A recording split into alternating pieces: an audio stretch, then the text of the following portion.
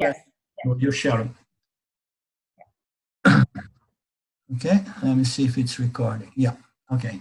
Om Sadashiva Samarambam Shankaracharya Madhyamam Asmadacharya Paryantam Vande Guru Paramparam Ishvaro Guratimiti Uchibeda Vibhagine Yomabda Vyapta Dehaya Dakshinamurtiya Namaha Bhava Vedanta Sedanta Gocharam Tamagocharam Govindam Paramanandam Tatguru Pranatosh Maham Om Shanti Shanti Shanti Om.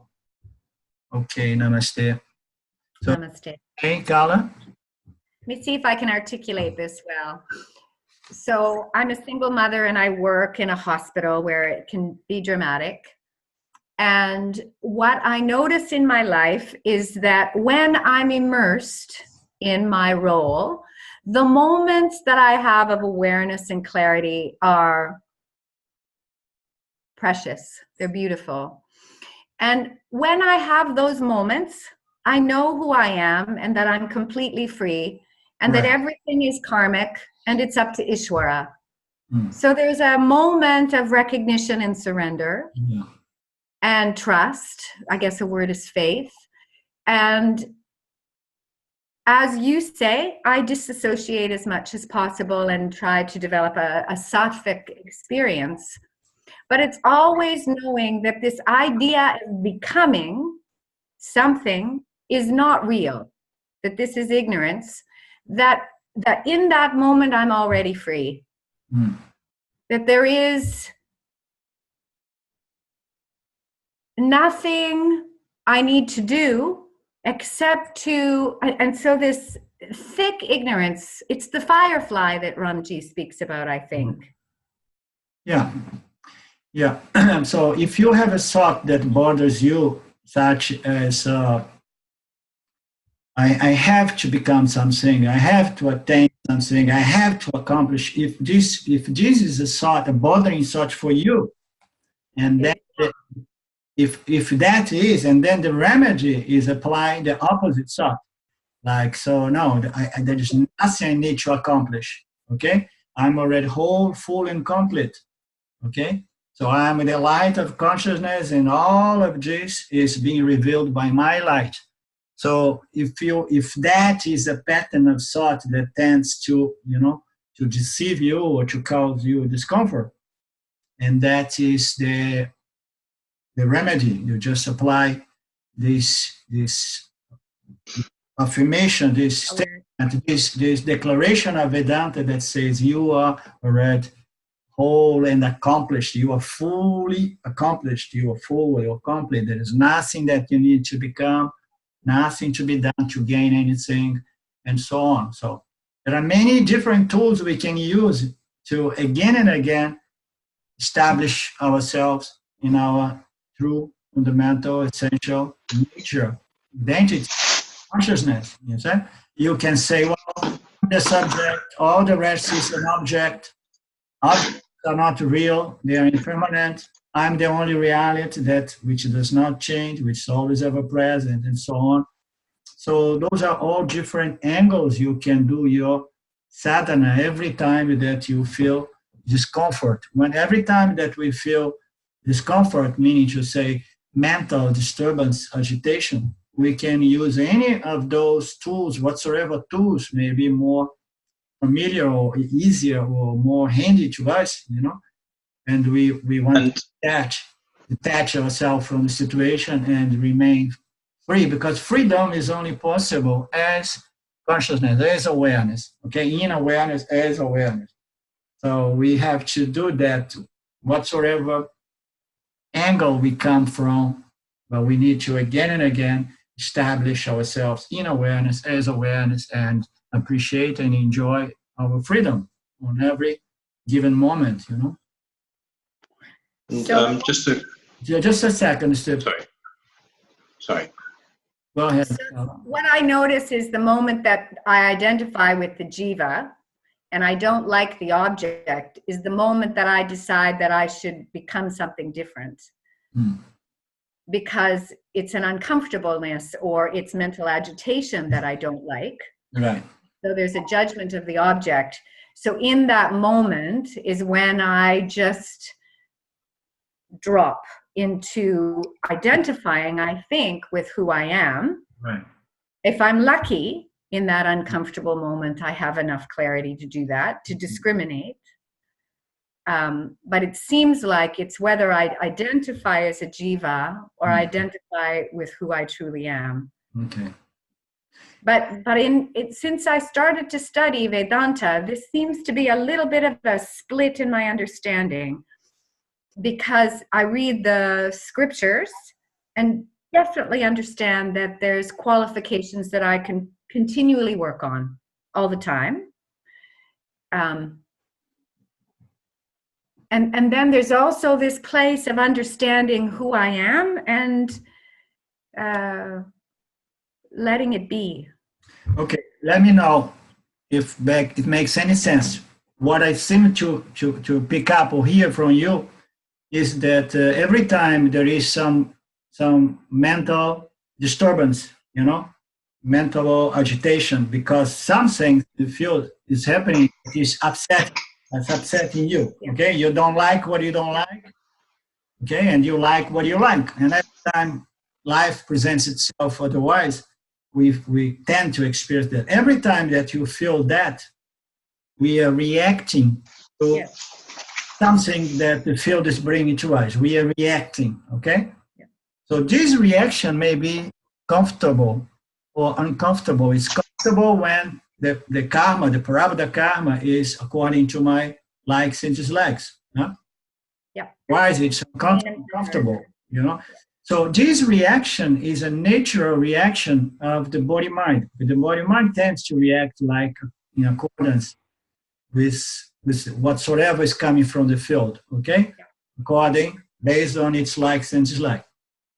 Okay, this is easy to deal, okay? Because when it comes, you say, okay, it's just my likes and dislikes. There is a reaction here, but I stand as the witnessing subject principle watching the body-mind to react.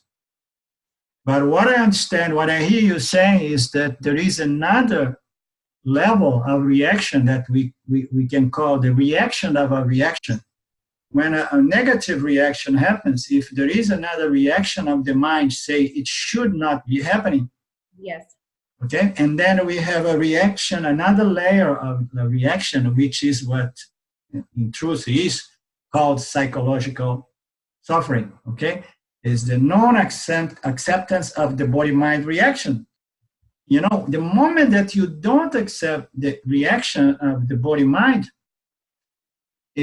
you are indirectly, you identify yourself with the body-mind, and you say, I want my body-mind to be otherwise, I want to be different, I don't want it to be the way it is, I want to be pure, I want to be wise, I want to be perfect, I want to be, dispassionate, and I want to be discriminate. So this second reaction is a mental reaction that has to be removed, needs to be removed, because that reinforcing the identification with the mental condition. You understand? The mental emotional condition, we want to detach from that identification. Suffering is due to identification with those mental different conditions every time it contacts the field. Okay? So we want to detach from that. So whatsoever reaction happens, the work is to detach from that. We don't want to get involved, entangled, and start saying like it should not be, I should be a better me, I should have already be over with this. This is again feeding, that's this misidentification with the mental condition. Does it make sense? Yeah, and so that's the moment that discrimination would be crucial. Yeah, true discrimination is to disassociate from the identification with your body mind. And by doing that, the mind as a bonus, it refines itself. you know, Yes. as a naturally, because you are no longer associated with the mind, you are no longer feeding it on in any one of those patterns of reaction, of response. Okay, you just say, mind, you do your things, I do my thing, I stay in awareness, as awareness, okay, and I watch you. And when something comes to me, the other thing that I do, I'm sort of realizing it as we speak. The other thing I do is I go, it's from Ishwara. Yeah. It's not to be taken away. Yeah. So there's some semblance of at least recognizing I should be grateful, even though I may not be. But there's some karmic yoga component that I have enough awareness to attempt it. Yeah. So we all the time we need to be doing this twofold work in these two different orders of reality of the one non-dual reality. Okay. So we work on our Ishwara knowledge as a Kama Yoga, taking whatsoever Nitya brings to me, we take it as my Punya Papa, my Parabhata Karma, and I have an understanding how it works. I understood the system, understood what it is in action and its results and what I can do to influence future results, but I understood that I don't have full control over all results. Okay, I'm one of the factors among so many factors. I understand Karma Yoga, which is very important. This alleviates all that excess agitation, stress, and concern of the mind. You understand? And it fits the mind for this other discrimination. Okay, so often I say, like, we want to discriminate between Dharma and Dharma. We want to be a Karma Yoga and discriminate between what is Dharma, what is a Dharma, what is the best way I respond to any given situation. Okay, following my Dharma, understanding the laws that govern the human experience, what is laws, natural laws. This is Karma Yoga. Okay. Level, it has to be there being applied. On the other level, you can do it almost simultaneously. You are dissociate yourself from everything. So say, this is Mithya and this is Satya. And I don't even get much involved with any of this, but yet I take anything in this order reality called Mithya for my jiva. As a jiva, I take it as right. With the spirit of gratitude and so on. Okay. That's perfect. Thank you. Stephen, you are going to say something else, or we are good? No, you know what? I'm okay. I don't want to take up time now. If you've got things to get on with. It was more just very briefly. Just in line with that. I mean, because I think what's been going on with me this weekend is that I've been feeling a bit tamasic and I haven't been able to discriminate. And maybe I've been sort of throwing myself into doing some meditation to try to sort of find some kind of equanimity in my mind. And I feel that whole thing, it just becomes a bit of a trap.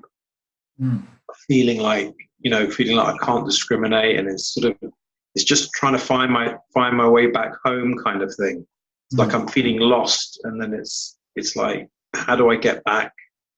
And it just feels like I feel like I'm a fish out of water.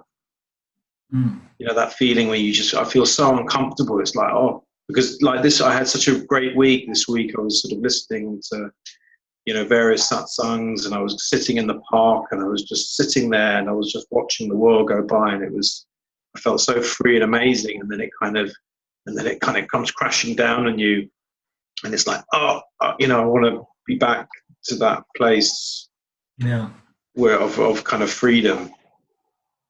Well, this is the way things go. The spiritual development, our spiritual growth, our refinement of the mind, or so on. It's not a straight line. It goes a little. No. Yeah. So we go through a certain period that there is more things going on within our own stuff, and sometimes it's the exterior environment that feeding us with outside source of agitation. Sometimes it's old stuff coming up, and we need to be patient. We know there is no such a thing as instant solution or instant enlightenment or instant freedom. Freedom is gained by the means of work. Yeah, no, I've heard sort of Ramji say that sometimes the suffering it's necessary. It kind of you feel it, and that's where that's when you feel like doing the work. You think, I need to get out there. If we had not known suffering, we would not be here. We would be enjoying all the punya that life was. Thank you. Papa is good stuff.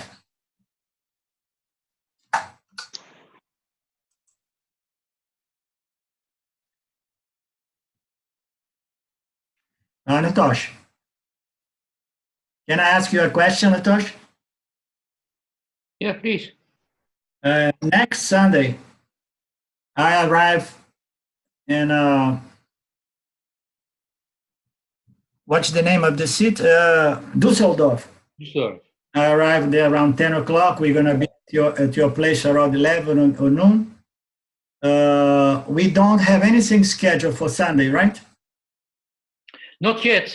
I could, so far, we assumed that we would arrive on Monday. Yeah, that's the schedule. So Monday evening would be the first satsang, but I would think I can announce that there will be more going with satsang maybe on Sunday. My suggestion, if you agree, is that we begin on Monday, okay, and then I arrive there on Sunday as it is scheduled, and we do our online meeting from your place if you have enough internet that I could use. We have a problem with our Wi-Fi, but I'm now in the office, and that seems to be the only place we have Wi-Fi. So if I hear I'm okay now, there is Wi-Fi. But we have a problem with Wi-Fi. I don't know why. I see. But here it is okay. Okay. If you have a Wi-Fi, we could keep because I need to know beforehand if I confirm our meeting next Sunday or not. Yeah. I would say let's gamble on that. Let's assume we have had Wi-Fi all the time here in the office, but in the community we don't have Wi-Fi. I don't know why. I think we need some professional help. I see. Yeah. So it means to say I'm going to be using your office a lot of the time. No. Sunday, no. No, no, that's okay. Sometimes, guests walk in, but that's okay. Okay.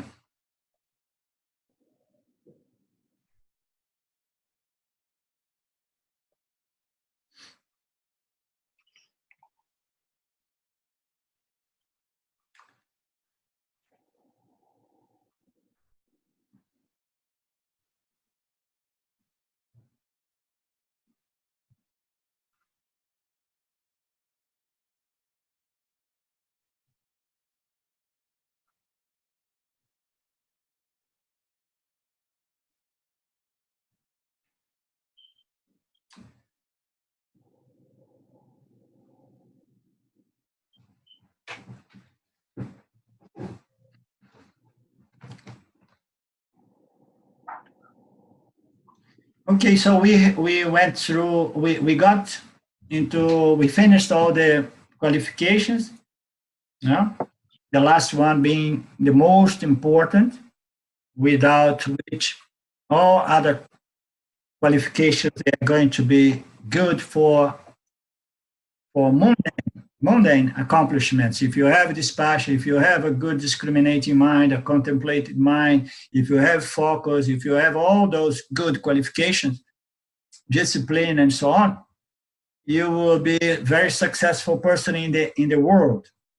But if on top of those qualifications you have the burning desire to know who you are, and then all those qualifications are going to be used in a different direction. Rather than go and being successful in the world, you want to be successful spiritually.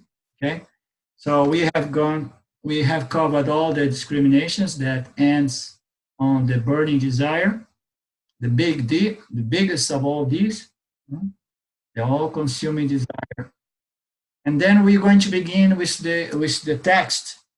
And the text is about self-inquiry, inquiry into the nature of the self. So the self now, the text now discusses the nature of self-inquiry or discrimination that leads to the truth of oneself. So the basic fundamental statement is that the self alone is the only reality, okay? And everything else is only apparently real, not to say unreal. Okay, we can say there is the self and there is the not self. And there is the not real, or we can say there is the reality called the self, this I, this conscious subject principle, and then everything else are just objects and they are just apparently real. So what is real and what is apparently real, that is the most fundamental point, or how you say, the most fundamental, okay, the word is escaping me right now. It's the most fundamental tool, is this definition about reality, what is real. And as we know already, we have mentioned already, real is that which is always ever present, and it never modifies from a moment to another. It never modifies from thousands or billions or universe to other millions of universe. It's never ever modifies, never changing, okay? Always present, never absent, okay? This is what is real. In other words, we, this conscious subjective existence, consciousness principle we are, is the only reality, that which reveals all phenomenal objects that come, remain for some time, and then they go. Come, stay, and go. So our body as well, come, grow, and goes. So everything in the universe come and go. Even the stars, they come and they go, okay? There is only one principle that is always ever present and never changes, which is we, I, consciousness, the self, the only reality. This firm conviction, followed by a constant discrimination between the real and the apparently real. Constant discrimination between the self and the not self. This firm conviction between what is real and what is not real, and the constant application of this knowledge is called self-inquiry or Vedanta. So this is the work. And in order to do the work, we need to understand what the self is. And the self is the most simple thing. The not self is a big deal because there are so many different aspects of the not self. And the aspects that unfortunately we are all mistakenly identified with, and we get confused and we suffer due to that misidentification. So, but we're going to begin with the self. The self, what is the self? The self is non-dual consciousness. Okay? Consciousness is non-dual. It's one without a second. Okay? It's that which is always present without any other thing rather than itself. It's non-dual consciousness. It's the unchanging, indivisible. So indivisible, it means it's not made by parts. It cannot be taken apart, okay? It's not a part of anything. Consciousness is partless, okay? It's indivisible. It is unchanging. It exists by itself without depending on any other source of existence, okay?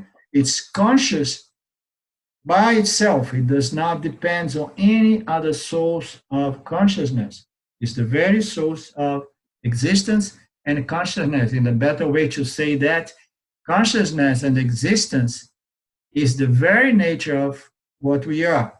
Okay, the self. The self is the very nature, our very nature, the very nature of the self is consciousness, is existence, and by the way, this conscious existence is limitless, infinitely limitless. No? It's ananda. So it's eternal, it's infinite, imperceptible. Imperceptible, we know there are so many things that are not perceivable by the sense organs. No? We can never see our mind, for example. The mind is invisible to us, but we know that the mind exists. But there are many things. So consciousness, why? Because consciousness is the most subtle of the subtle. We say that Maya is very subtle. We say that the causal body is extremely subtle, a little denser than Maya. And then there is the subtle body that the very name says, ooh, subtle body, the mind is very subtle. But guess what? The mind is much denser kind of energy matter. There are two names for the same thing, you know? So the consciousness is the subtlest of the subtle, the most subtle of the subtle. So it's absolutely imperceptible. It's invisible. It is the imperceptible essence of everything, the essence, the substratum of everything. It's ever free. It's ever free of all action and all experience. No? So when you know that we are free from whatsoever experience, when we know that whatsoever reaction my body-mind complex is having with a certain experience, and when we are firmly, established in consciousness, as consciousness, I would say, I'm ever free from any and all experience of this body-mind construct. The body-mind is going to change because everything in Mithya is impermanent. Impermanent means it stays for some time and it goes, and while it stays, it modifies from one moment to another. Okay? So, but I am the imperceptible essence of everything. I'm ever free of all action, and I'm ever free of all experience. So the self is distinct from the gross, the subtle, and the causal bodies. The self is not associated with the causal body in a way that it's a part of a whole, in a way that it depends on the three bodies so it can exercise its existence as the self. No, the self is free from the three bodies, it's free from the five koshas, it's free from the pranas, it's free from everything, okay? It's beyond the five koshas. The self is the witness of the three states of experience. Well, we have the three states of experience. Waking, we act out in the world through our waking state, through our physical body, we respond to the field, and the self is the witnessing conscious principle, okay, that vivifies and operates the three states, so the physical body, the mind, and the causal body, the conscious mind. The self is you, the conscious subject principle, the I. This is what the self is. What else can we say about the self? It's the most simple thing. Now, the problem is Maya and the variety of ways that Maya deceives us to believe that we are the objects that we perceive. The number one object being our intellect. Our intellect is the subtlest aspect of our subtle body. Our notions, our ideas, our knowledge. So we identified with that aspect, that function of our mind. And the statement of the scriptures is that consciousness is absolutely free, independent of those three bodies, and the functions of the subtle body. The self is that which remains unchanged in the past, present, and future. Exists before and after time. So after and before time is a huge paradox, because how can you say before time and after time? The self ever exists. Time is just an illusion, a projection that occurs, appears within the scope of my existence as pure consciousness. I reveal this concept of time, but there is no such a thing as before time or after time. Before time would imply that there is a beginning to time. A beginning to time, it means that we need to have something before the beginning of time, which implies time. Another time scale before the beginning of time that we could say before time. Okay? So it's a paradox. The self is that which is always ever present. It pervades and transcends all three states of consciousness, 3+, because there are different kinds of states of consciousness, mental states, human consciousness, that can be done by drugs, by states of samadhi, or some mystical states, and so on. So the self is called Satyan. Satyan means that which is real. Satyan, reality. That which does not exist, like the antlers of a fish, is called Asat. So we have the concept here of that which is unreal, absolutely unreal. No, we have reality, that which is always ever present, us, we never change. And then we have something that is unreal, like the antlers of a fish. Okay? It does not exist. Maybe it will exist in the future, anything is possible. But so far, it does not exist. So this is called Asat, real. But there is another category that we call Mithya, okay? That which apparently exists and undergoes change, constant change. It exists, it appears to exist. It does not have real, substantial reality to it, because its reality, its substance, is borrowed from a different principle called Maya and consciousness. Okay, but all of that which exists, change, stays for some time and change, undergoes change, is called Mithya, an apparent reality. So we have three definitions of reality. That Satya, that which is always present, and then Asat, that which does not exist at all, and that which exists as Mithya, an apparent reality. Okay, it undergoes changing all the time, even if we don't perceive it's changing. Okay, all things in the subjective and objective words, Jagata, change. So I say objective words, all this objective universe and all these objects that come into place, they change, they undergo change. And all the inner subjective words, the impressions in our mind, our mental, emotional state, all of that as well, our very subjectivity of each jiva, that as well undergoes change. Why?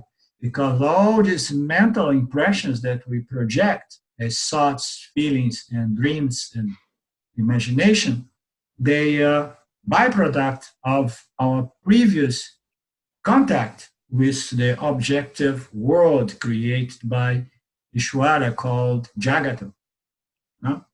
So all things in our subjective reality, in the objective world, inner world, and subjective inner world and objective world of Ishvara called Jagat, everything changes. Everything is Mithya. Okay? Everything that undergoes change and it's time bound is Mithya.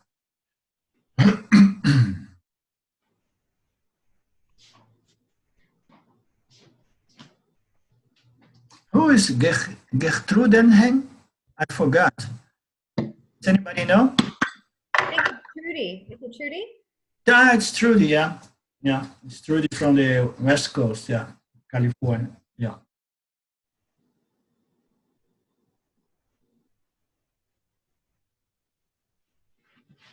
So, may I ask you a question, Halindo? Yes. So, what I understand is the self is the only thing that's real. What is what is in my awareness, what I see is unreal. So the awareness is very subtle. What you said, it is very, very subtle. But what I see in awareness is everything. What I see in awareness is Mithya. Everything. Look at you, you are Mithya. Everything is Mithya. Everything that Everything appears in awareness is Mithya. Yeah. So everything, the only thing that is real is the self. Is the subject conscious principle, the self. Yeah. Yeah. Nice. Yeah. The only thing that fulfills those two factors, principles, never changes, and it's always ever present. There is no universe, there is no Mithya, there is no phenomenal object unless there is the light of consciousness to reveal it. Okay? Not only to project it and to reveal it. Okay? And it's the very substract of that construct, the construct of the universe. So we are the only thing that is absolutely real. We are Satyan. Yeah. The whole of existence can be divided into categories. Aham, and the rest of the world is called this. So this is another way to divide, Mithya.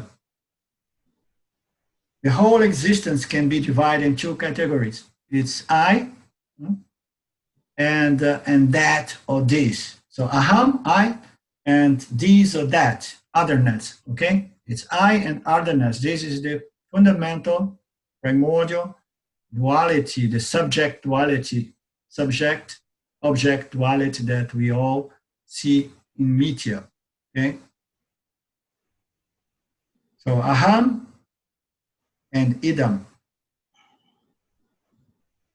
Due to ignorance of the nature of the self, a human being is always identified with what is changing and what is apparent. So we identify with the bodies, no? We identify with our physical body, let's say, with our mind, with our emotions, with our intellect, with our thoughts, with our ideas. I believe that I am the body constitutes a false notion of the self. Okay, so this is the ego. This is the jiva ego. Okay, jiva atman, the jiva self. Is this identification with the body, with the feelings, with the thoughts, and all the notions. This constitute the sense of existence as a jiva self, jiva atman, I, the self, the body-mind construct. Okay? Can I interrupt for a minute, Arlindo? Please. I have a question, just backing up to that former statement that you said, that the whole existence can be divided into two categories. Yeah. Aham and the not I, the this, ad idam. Aham, is that in Mithya or is that the self? It's both. It's both. So, it appears in Mithya as this split appears in Mithya as I and the others. In duality it appears. Okay. Fundamentally, aham brahmasmi. The I is Brahman. That's the ultimate statement. Okay. So the text, this commentary says that the whole of existence can be divided in two categories, Sat and Mithya. But here it puts us in two categories as aham, I, and this. So this I, this or that can only exist in reference to what I. It means to say it can only exist in duality, That's why I prefer to put it. When we say this and that, aham is I. Okay. So is it satya? Is it? Yeah. I'm really trying to. I'm wrestling with it. Yeah. Is it Okay. satya? Because Yeah. ahamkara is the ego. Ahamkara, you see, aham, see, it means I. Okay. Right. So The when it outer, says there are whole, it says the whole of existence can be divided into two categories, but yeah. existence is consciousness and consciousness is awareness, and that is the Yeah. self. Yeah. Then the whole of existence, that seems to be speaking about the whole of existence in Mithya. Yeah. The existence that is the projected. That's how I prefer to comment that statement, okay? Because as I was saying, you say aham is I, okay? And say aham in reference to idam, que é otherness, this or that. You say aham in reference to this and that. You're referring to the ahamkara, the ego, who sees diversity, sees otherness, okay? So in there is no otherness. There is only consciousness, the I, the capital I, as in some context, or Ramana Maharaj used to put it as well, the capital I. So Ramji does not like very much of these notions, these concepts, okay? But there is the I, which is the I ego, the ahamkara, okay, which is not separate from the real Brahman. Aham, Brahman, aham, Brahman is me. I am Brahman. The I is Brahman. That is the ultimate truth. Okay. So, but in order to comment that statement of otherness, I like to put the I, as the reflected I or the jiva I or the ahamkara, because it's in reference to this and that. This and that means duality. It means meet world. Okay. Thank you. So could you also refer to it as the eternal jiva? Of course, the eternal jiva is a very simple principle or concept. The jiva is eternal because the jiva never dies. The jiva was never born. It's beginningless. It lives forever. Okay, the jiva is not the body, the physical body. The jiva is its mind. Okay, it lives eternally, but it's not really eternally. That's the only thing, paradox in calling the eternal jiva. It's eternal in the sense that it has no beginning. The same Ishvara is beginningless. The universe is beginningless. The causal body is beginningless. Okay? And also springs forth from the macrocosm causal body, which is beginningless. Okay, the jiva is beginningless, but the jiva is not endless. Ignorance is endless. No, Maya is endless, but the jiva and its ignorance is not endless. It can be resolved or it can be killed by self-knowledge. Okay, so the jiva is the eternal jiva, means to say that the mind never dies. It just it migrates from one instrument of experience or vehicle of experience to another in the process that we call the journey of the soul. No? It's the eternal jiva. Okay? So the ahamkara. So the I jiva and the this and that. These are two categories. So we say this word I all the time. It's the most spoken word by us is I. And there is only one other aspect, other thing that refers to this I, is this or that. Okay? I and you, I and this, and I and that.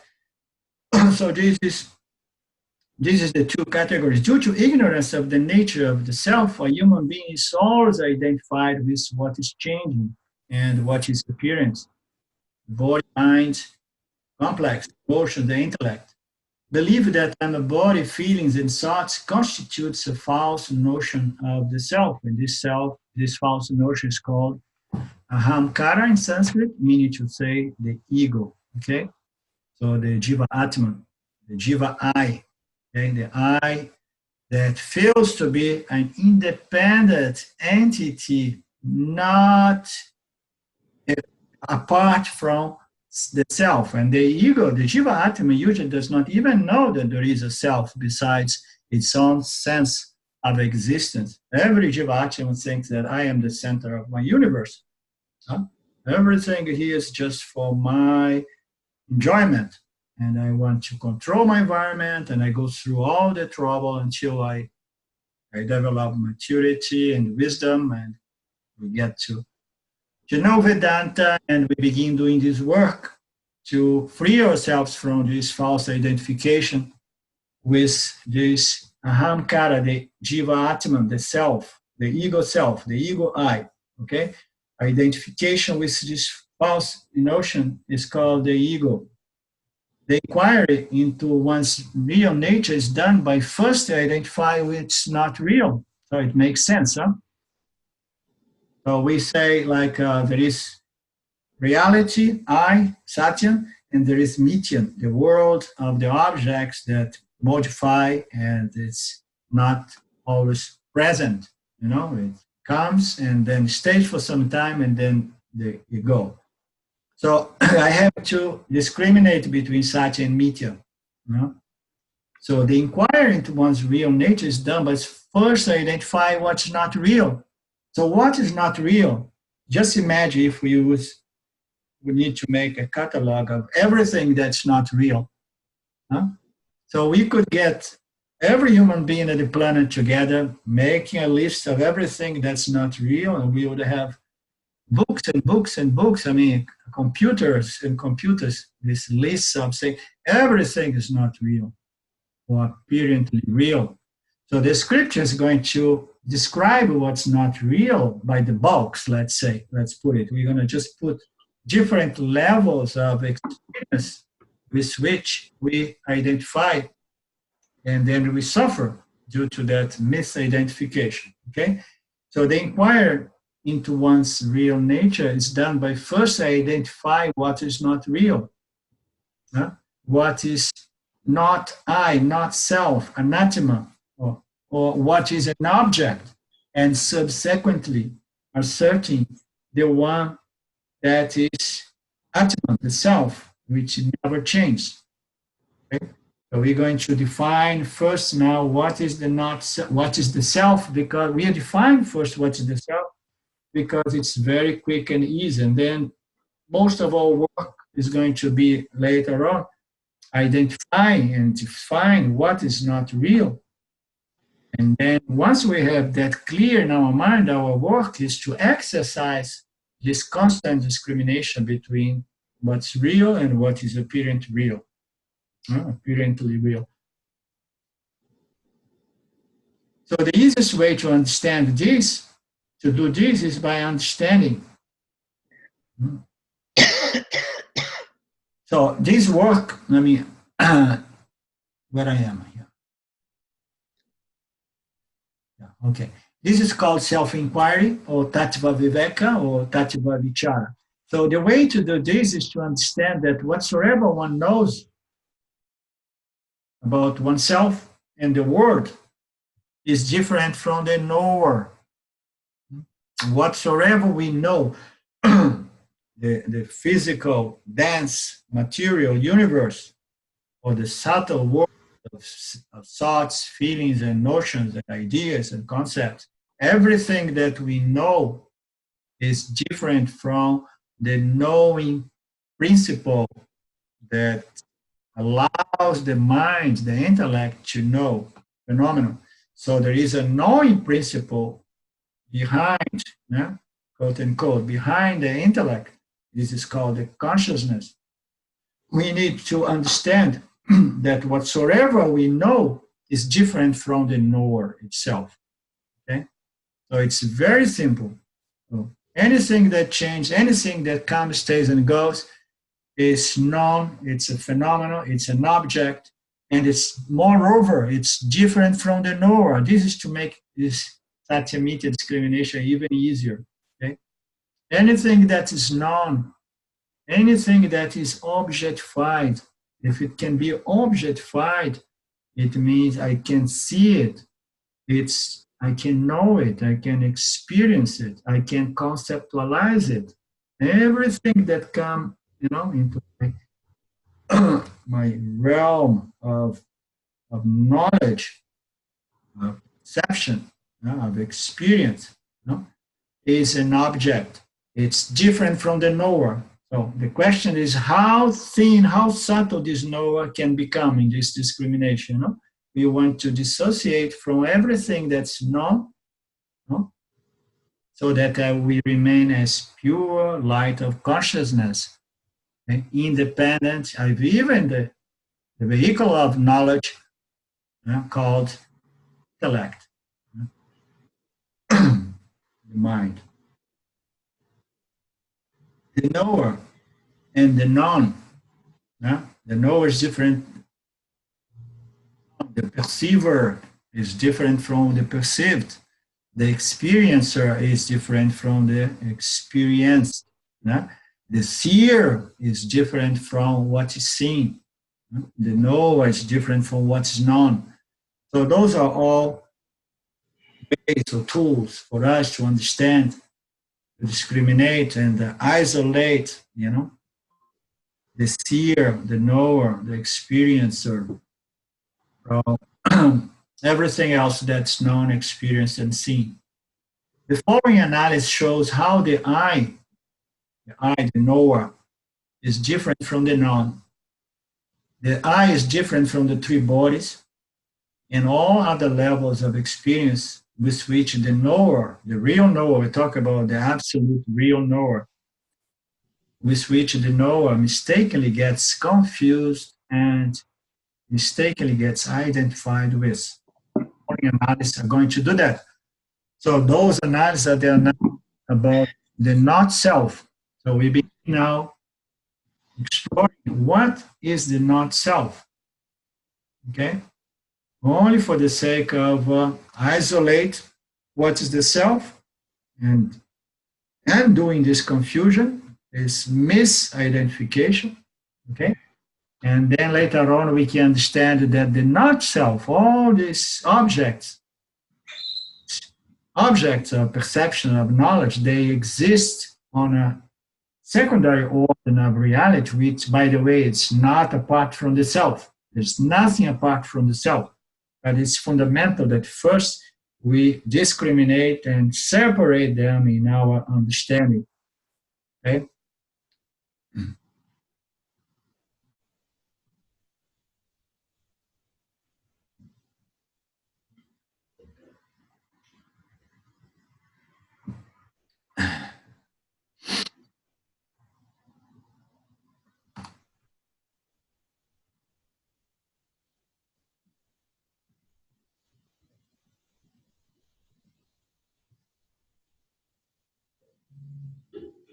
So, to simply deny our experience because it isn't actually real is not it's unproductive. Okay, so to say like, okay, so if my experience is not real, and then I just I don't mind whatsoever experience come, I just deny existence to, I deny reality to my experience, to completely, indiscriminatively deny reality to my experience is not productive. Instead, the seeming not self, needs to be properly investigated, understood along with its relationship with the self.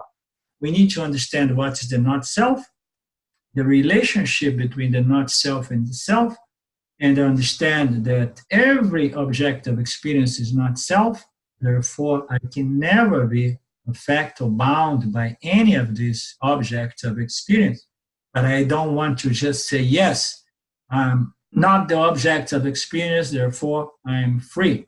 No, it needs to be properly understood along with the relationship between the self and the not self. Does anybody have any doubt about that question? Because it's very common, this notion that, there is only consciousness is the only reality, and I got it, and there's nothing I can do about that. So let the experience be there. But if the experience, the object of experience still binds, still sticks to me in a way that I'm constantly identified and constantly suffering the product, the result of that identification. It means that this knowledge, all there is consciousness, and every object of experience is unreal. It means that this knowledge was not fully understood, truly understood. Okay? For this reason, the text introduces the concepts of the three bodies, the five sheets, the three states, and we're going to go into that, the Maya and all other parts or aspects of this human experience and the experience of the world. Okay? The purpose is not to prove their actual existence, but their apparent existence. Let me read it again. The purpose, the reason that the text introduced several concepts of what is not really real, the purpose of this is not to prove their actual existence of the three bodies and so on, but to help us to understand that they are just apparent existence, okay? They are not really real. All these different levels of experience are presented in order to provide us different ways to objectify our everyday experience of life. And by doing so, understand that in reality we are neither involved in or not affected by it. Okay? So we're going to be analyzing all these different levels of experience by which we get confused and identified. And the purpose of this analysis, and they are very, very common experience of life. That's why we say the Vedanta is just to re-examine our ordinary day-to-day experience of life under the light, in the light of the knowledge, of the scriptural knowledge as presented by Vedanta. If we follow the logic, we will understand where again and again we get confused and we identify with our experience. So fundamentally, the whole process of the discrimination is to discriminate the self from one's experience. Okay? We experience all the time. So today we have Stephen beginning with talk about problem of experience. We cannot avoid experience. Life is but experience. So we wake up in the morning, we open our eyes, we experience our environment. In the night we dream, we experience our dream world. We have a little bit of peace, a break when we are in deep sleep. Otherwise, we are all the time experiencing. Okay? So experience is a natural part of life, and we need to understand all these different levels of experience, which are very simple, very common, ordinary, everyday, in the light of the teachings, and undo this confusion and disidentify ourselves with these different levels of experience and remain as the free consciousness we are. That's the purpose of all this analysis. By negating every aspect of our experience as unreal, as not self, it is possible by implication to understand oneself as the self. We negate every aspect of our experience, the experience of objects, and by experience of thought, an emotion, or my notions, my intellect, anything that happens in my field of knowledge and perception. By experience, anything. No, it's possible by implication to understand the self. Why? Because experience is an equation that involves the subject, the conscious subject principle called the self, and an object of experience. So how are we going to understand the self, the subject conscious principle? By analyzing our experience, because the self is that which is always present with every one of our experience. So within Maya's experience, field of experience, there is the self hand in hand with the experience. So by analyzing the experience, we are able to disassociate ourselves from the experience and see the experience for what it is, a byproduct of Maya, the three bodies, the five koshas, the three states, and so on, and see the self as the conscious subject principle in which reveals, or in which all those experiences come, stay, and go. Yeah? But we need to negate every aspect of our experience as unreal. And by negate, it does not mean to say, hey, get away, I don't want to have experience anymore. Because experience is natural.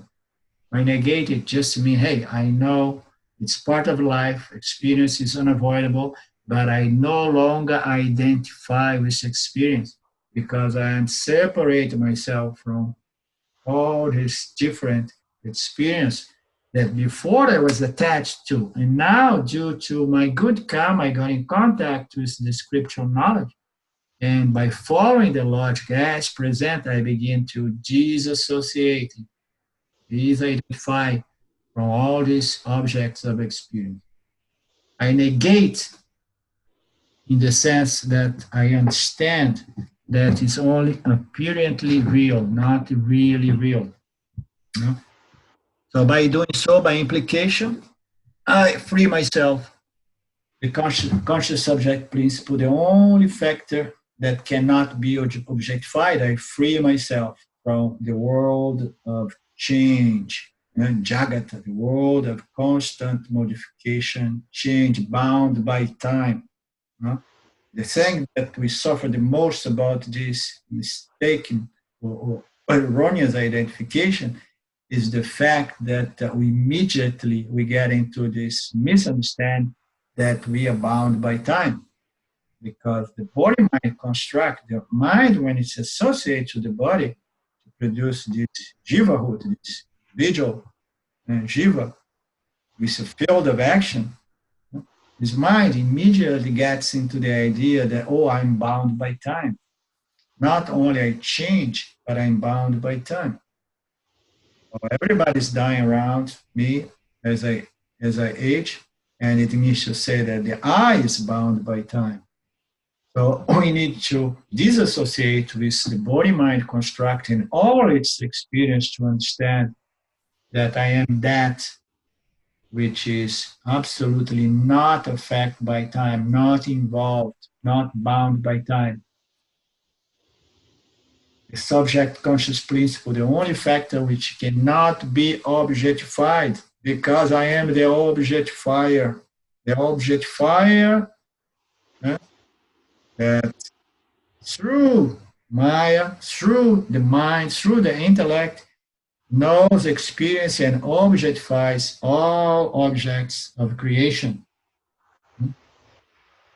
Here is an established criterion for discrimination, not identification. Disidentification or discrimination. All forms of experience, both mental and physical, are objects known to you. All forms, all objects of experience, they may be very subtle, they may be mental, they may be dense and physical. They are known to you, therefore they are objects of knowledge, objects of experience. Okay? But the objects don't know you. Let's say a thought, there is a thought. Who knows the thought? Yeah, so I know the thought, but am I a real thought? If I am a thought, and then I can be known as well by another thought. In that way, we go infinitum, no? Ad infinitum, like there is only one thought behind the thought, behind the thought. No, there is a conscious principle, which is non-dual, in which all these thoughts are known, okay? So we are the knower. All objects known to you, the self. The objects do not know you. There is no object that can know us. Okay? It's easy for us to understand that any physical material object is inert and does not have any knowingness, does not have any sentience. Therefore, the cup cannot know me. I can know the thought, the cup. But it's a little bit more subtle when we think like, I know my thought. And I say, wow, does my thought has its own life, its own consciousness, its own, existence. So some people get confused about that, Maybe I have a friend that say, oh, my mind has a life of its own. It does its thing by itself. No, it's a mistake. Okay? The mind is always dependent on you, the knower. We know the thoughts. We know the patterns of the mind. We know the emotions. We know the notions of our intellect. We know all of this. Okay? And none of this can know us. The mind itself, the intellect itself is matter. And matter is inert. Okay? It's subtle matter. The subtle body is subtle matter, but yet is an inert matter without sentience, without knowingness. It borrows, knowingness, borrows consciousness from I, you, me. So the first point is everything is known because it's known to you, consciousness, but none of any of those objects of knowledge, they can know you. You alone, the self, are conscious. Therefore, you cannot be unconscious. You can never be an object of knowledge to another conscious principle because, moreover, the nature of consciousness is non-dual consciousness. That's the nature of reality and our own nature, all pervasive consciousness. So therefore, you cannot be the unconscious, any unconscious object, but the very subject principle, conscious principle, in which all objects are known. Another second criterion to do this discrimination is that you, the self, are eternal. You are always ever present, and you are never change. You unchange. You are real. Okay, you fulfill that definition of reality. All objects known to you are temporary. They are impermanent. They're coming and going and changing all the time. Okay, coming and going, and while staying, they change. They are unreal. Okay, you, the self, that which is always ever present without change, is the only reality. So you cannot be the unreal, impermanent object because the nature of an object is impermanent. And you are not impermanent. You are that which is always ever present. And we can be fully convinced by our absolute ever present existence as we follow again and again the logic as presented by Vedanta through all our texts, through all our scriptural texts. The third criterion is that you, the self, exists independently. So what it means that you exist independently is that you don't depend on any other source of existence, consciousness, to exercise your own conscious existence. Okay? You, the self, exist independently.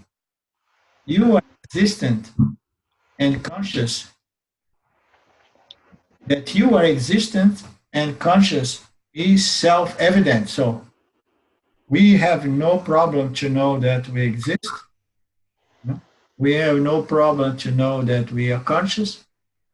Okay? It's self-revealing. It's self-evident. It's obvious. Okay? So we have no doubt about that. Requiring no external means to prove it. We don't need any external, judge or source to validate that I am conscious. Oh no, and can you come here, please? I'm having a problem here. I'm not aware. I'm not 100% sure that I'm conscious. I need you to validate the fact that the scriptures declare that I am conscious. No? So no, we don't need to that, because the very moment that we ask help in that regards, it's a proof that we are conscious being, exercise our faculty, our conscious faculty of communication. Okay? So we don't need to do that.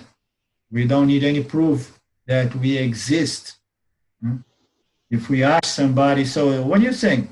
I mean, I have somebody in very close proximity to me that went through a lot of problems, psychological problems, and develop a mental condition that is labeled by as schizophrenia or paranoia or something like that. And one of the difficulties that this young person, young lady had was like she was tripping. She was imagining that she did not exist anymore. You know, it was the main problem is like I say, I'm already gone. I'm not here. I already died long ago. Not real. You know. It was very, very interesting because the whole thing about I don't exist, and I could never say anything to her because she would not understand any of those self-evident proofs of her own existence. You know, I tried a little bit at the beginning, but her main problem was the fact that she was not clear about her own existence anymore. But unless the mind is damaged to a certain extent, this question never arises. We know we exist. We know that we are conscious beings. Okay? So like Ramji often likes to put, so we are all two-thirds free. We have our two-thirds freedom, or two-thirds moksha, two-thirds enlightenment, because we have no doubt about the fact that we are conscious and that we exist. The only one-third remaining is regarding the nature of this conscious existence entity called I. What is the nature? Is it a permanent or impermanent nature?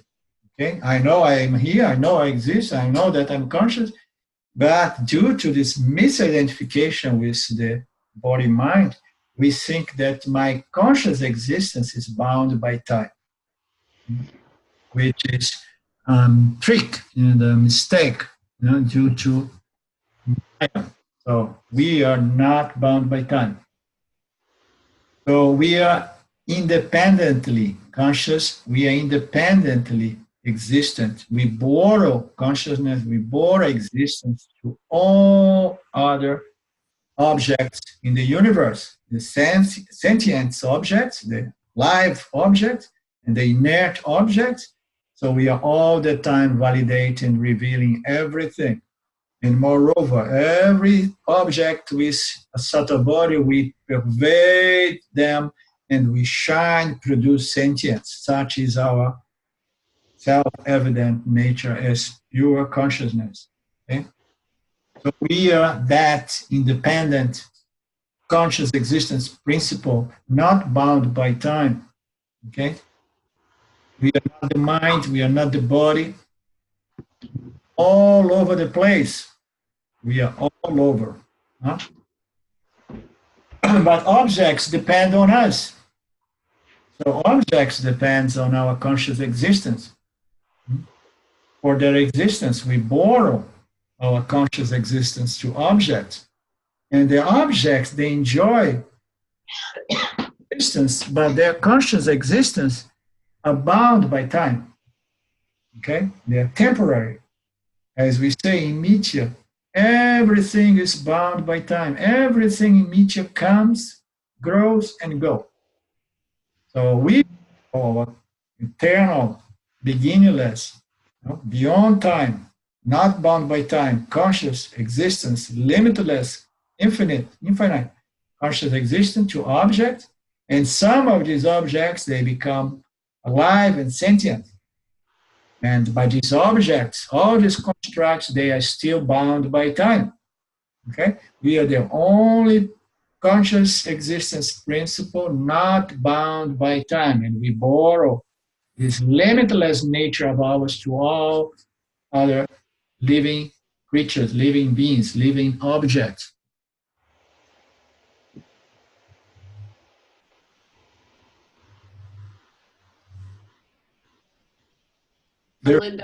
Therefore, just to conclude, therefore, you, the independently existent self, cannot be the dependently existing object. So we can, I mean, if we really follow the logic of Vedanta, we can never reduce ourselves to the category of an object which is bound by time, limit by all means, and so on, and suffering from this condition of called mortality, or limitation by time. Yes, Carla? I just want to clarify your word, we borrow. Do you mean we lend? We lend our consciousness to the object? I'm sorry, sometimes I make this mistake. Yeah, I just wanted to clarify. The jiva, all the objects borrow existence and consciousness from the self, and the self lends, with lend. Thank you. The self is that independent conscious existence principle that lends existence, consciousness, to objects, to turn them. So in a sense, we can experience them because we're lending them our consciousness. Yeah. Is that fair to say? I mean, yeah. If I experience a glass of water, I'm lending it my consciousness. Yeah, the glass of water, for example, it's a construct made out of you, because everything is built from consciousness, associated with Maya, and then the three energies and the five elements, boom, boom, boom, and the whole universe comes. Everything is constructed by you, and you lend sentience, you lend your conscious existence to the sentient object. All objects with three bodies, they have a subtle body, and they become sentient. So they enjoy your sentience. When you go around, you see a pig or a butterfly or a dog, they all enjoy you, your fundamental nature, essential nature. You enjoy your consciousness. You know that you have the nature of Chatitananda, and that is the nature of everything. Okay? So they all enjoy your fundamental nature as consciousness. They are boring. The only difference that you are not bound by time. You are another. You are infinitely. You say infinite or infinitely? Infinitely? Infinitely. Infinitely. You are infinitely all pervasive. You are infinitely all over the place. You are eternally all over, pervading everything. Okay? So your nature is ananta. It's that which is always ever present. Okay? Before time, which is a contradiction. After time, you are always ever present, existing. This is the knowledge. This is the 1/3 aspect of self-knowledge that liberates the jiva. Okay? He knows now that he is the very source of pure consciousness, which is not bound by time. Because the body-mind is nothing but, the jiva phenomenon is nothing but this original pure consciousness reflect in one subtle body to produce the jiva that identifies with the temporality of the construct and believes to be limited by time, So as consciousness that you are existence consciousness and you are limitless. You are not bound by time. Okay, your jiva is bound by time. But when you own your higher nature, okay, the primary nature as consciousness, you have no problem with the mortality of the body. Okay? So the body comes, it's Ishvara's instrument, it grows and goes like any other object in creation, and you remain free and unaffected, untouched by the fact that you don't go anywhere because you pervade everything. And this is moksha, this is freedom. It resolves the most fundamental problem of human jivas, which is mortality. And that which was never born and will never die. Okay?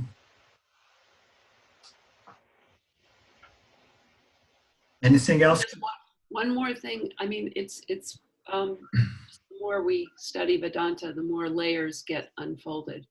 And my sense of lending my existence consciousness, we're here in Sangha together. We're lending our experience, our consciousness to one another to be able to experience this? Is that, Well, I mean, we're no. all the one consciousness. I mean, I want to understand Yeah. just the No, human it's metaphorically we say that the nature of consciousness is non-duality. Okay, the self is non-dual. Okay, consciousness is non-dual. When we say that I consciousness, I'm lending consciousness to all apparent objects of media. You know, I'm not saying that I borrow consciousness to you, you borrow your consciousness to me. There is only one consciousness. Okay, it's just a question of knowing that I am consciousness, and all there is in reality is consciousness, and this consciousness is what enlivens and vivifies and animates the whole of creation. All living beings, they are animated and living by this principle, conscious existence principle. But this conscious existence principle, which we are, you know, is eternal, is always ever present, pervading everything. Universe comes into place, universe goes out and goes back, shrinks back into the macrocosm, causal body of the universe. The same way the objects appear into the space, and they are deconstruct, destroy, demolished in the space remains always ever present and unaffected, pervading everything, accommodating everything, same way. So space is one of the most beautiful symbols for the self, as we know. Space and light. The light, the physical light, reveals objects, everything. It makes the objects known. It's a beautiful symbol, the most two important symbols of the self, light and space. Okay? We are like light. We reveal everything. We are the light of the knower that reveals everything, and we are the space in which everything comes, stays, and goes. But we don't need to borrow consciousness on everything, because everything is consciousness in its fundamental nature, and each one of us have the possibility in due time to recognize and hold this knowledge with a firm conviction. You understand? This is called moksha, and then you know that self, you know, when you define yourself, aham brahmasmi, I am Brahman, I am pure consciousness, I'm not a part, I am the substratum of everything. And then you can even say, so everybody's enjoying myself, okay?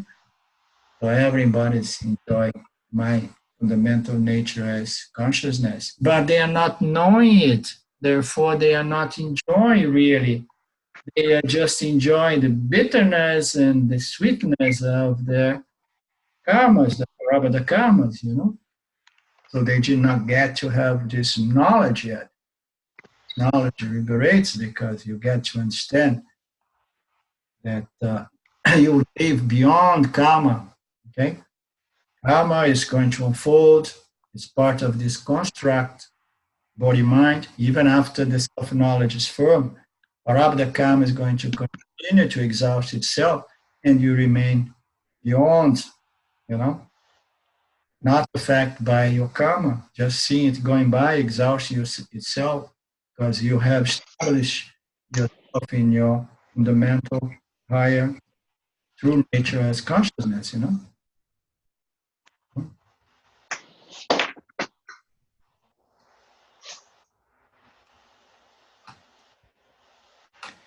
Okay. So to summarize a little bit, we looked into these three different criterions that we can have to go about doing our discrimination. So your consciousness is real and independent and exists. It's always ever existent. So it's not to be unconscious, unreal inert objects that depend upon you for their seeming existence. Everything depends on us, consciousness. So you cannot be an object, you cannot be non-existent, you cannot be unconscious. You can apply this discrimination to each part of the not self. In every moment that there is an experience, something come in the scope of your field of experience. And then if there is trouble, if there is misidentification, If there is anxiety, if there is disturbance, it means that we identify with the not self. This is law. Every time there is mental agitation, mental disturbance, we identified with some aspect of what the scriptures call not self. Okay? You see the importance of having it very clear what's real, what's not real. You can apply this discrimination to each part of your day-to-day experience, if part of the not self, starting with the three bodies. And we're going to begin now analyzing the three bodies. So the physical body, the gross body, what is the gross body? So we have no difficulty to understand that the physical body is made out of flesh and bones and liquids and all kinds and blood.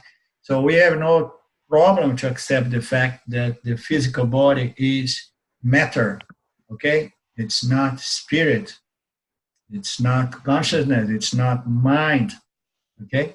The physical body is inert matter, okay? Insentient matter.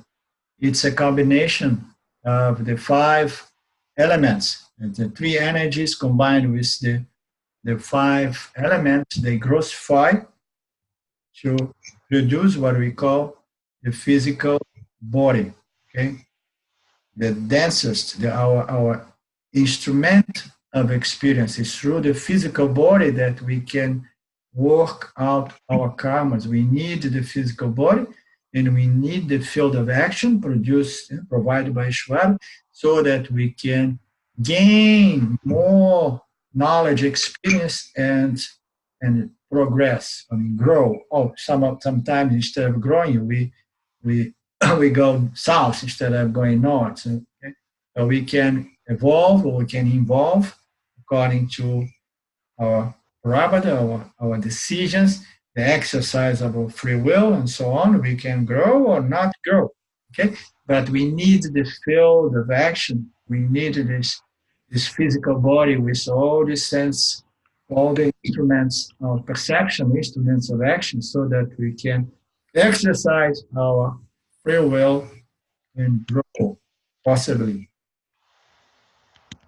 So the physical body is born due to good karma. Why we say that the body is born out of good karma? Because to be born with a human body is considered by the scriptures the result of very good karma. Okay? It's the most noble jiva body one can have is a human body, especially when it's a human body fructified by punya, living in a good family, in a good society, with certain spiritual inclinations, okay, with enough merits to get in contact with the scriptures, with the Vedic and the Vedanta scriptures. So if we have a health body, a health mind, a health physical body with those attendants working, we say that it's a byproduct of punya karma. Okay? We have a merit to be born as a human being. It's born due to our good karma, good actions in the past. The past, of course, means in part incarnations, in part lives. And it's the instrument by which experience of the world is gathered. So, again, we can only gain more data, more knowledge, experience when we are within the body, associate with the body, and work through the body, and with field provided, Dharma field provided by Ishvara. Then we have the possibility to gain, to collect more data, and grow, develop, or not, as I mentioned before. We need it in order to gain more knowledge. The physical body is mainly composed by the gross elements. I think we all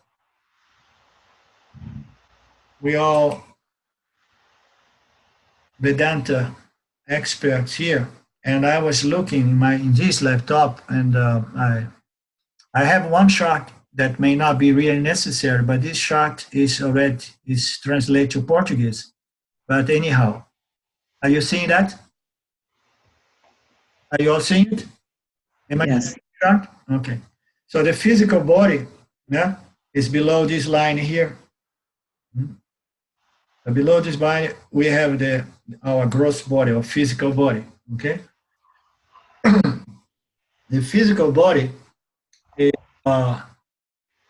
is composed by the five gross elements. We know that we have the five elements, grossified. Of course, those are the primary gross elements. There are other chemical and physical elements as well that constitute the body, but the primary elements are the five elements. They are grossified to constitute our body, our physical body.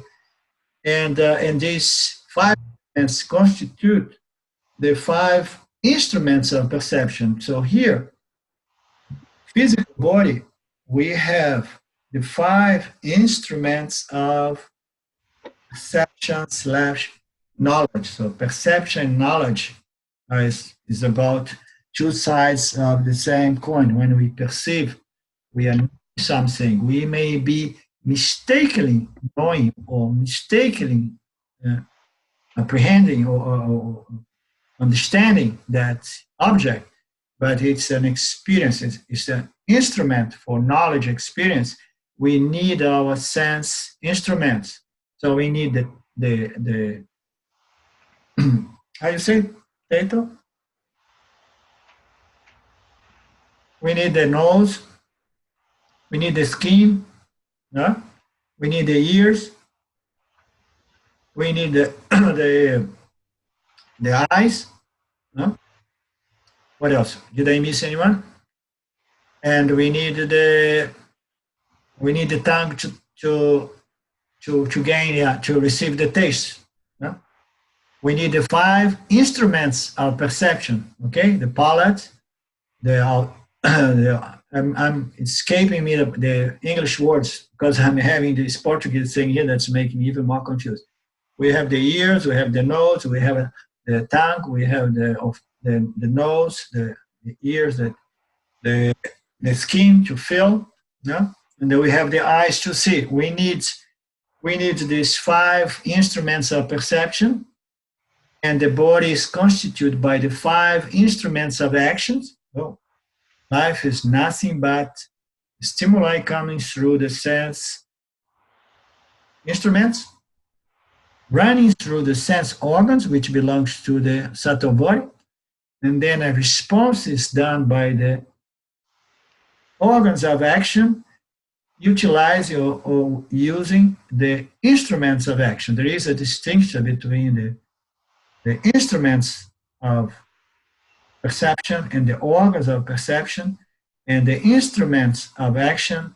There is a distinction to the organs of action. Okay, we may have our external physical instruments in good shape, but the organs, they belong to the mind. Sometimes everything is good with my arm or my leg or my nose, any one of my instruments of perception or action, but some problem in the mind, yeah, the organs associated with these perceptive instruments or action instruments may enable us to perceive or act, okay? So the physical body is the one constituted by the five instruments of perception, the five instruments of action, and of course, all the rest of the body, all the internal organs and everything, that allows the body, the physical body to function. But fundamentally, for the sake of analyzing our experience in this level, we never get confused or identified with my heartbeat, for example, okay? So we don't need to go, I'm identified with my liver today. Okay? So we don't go to that level of identification right now. We present the body as a whole, but we're going to break down the physical body by its instruments of perception and instruments of action, okay? And of course, 5 gross elements manifest. So after it comes into existence, the physical body, it is born. So the physical body comes into existence, it grows in the womb, and then it comes a moment that is born, and then it grows, it undergoes change, it degenerates, and it dies. So there is no way around that, okay? That is the nature of every object of Mithya. And no object escapes those natural laws of the universe, the natural laws of Mithya. Okay, everything that comes, goes.